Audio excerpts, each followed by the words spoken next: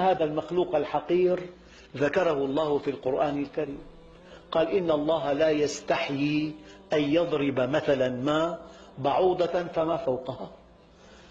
وضعت البعوضة تحت مجهر إلكتروني بكبر 400 ألف مرة، فإذا في رأسها 100 عين، وزن البعوضة 1/1000 من الغرام، في رأسها 100 عين، في فمها 48 سنا، في صدرها قلوب 3، قلب مركزي وقلب لكل جناح، وفي كل قلب أذينان وبطينان ودسامان.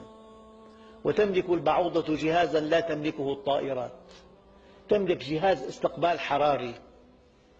هي ترى الأشياء لا بألوانها ولا بأشكالها ولا بأحجامها، ولكن ترى الأشياء بحرارتها فقط. الغرفة بالشتاء الحرارة 5، الطفل 37، لا ترى إلا الطفل. مع جهاز تحليل دم، ما كل دم بيناسبها، تأخذ عينة بعدين بتمص. قد ينام أخوان على سرير واحد، الواحد دمه لم يعجبها لا تلسعه، أما الثاني ملأته لسعا. مع جهاز تحليل ومع جهاز تميع دم، لأن دم الإنسان سمج لا يسري في خرطومها، بتميع الدم.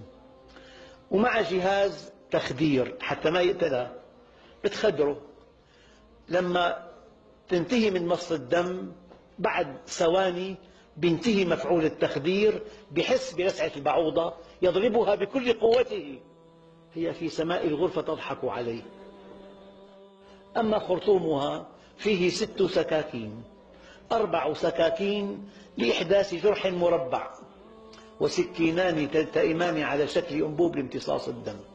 وفي أرجل البعوضة مخالب إذا وقفت على سطح خشن، ومحاجم إذا وقفت على سطح أملس.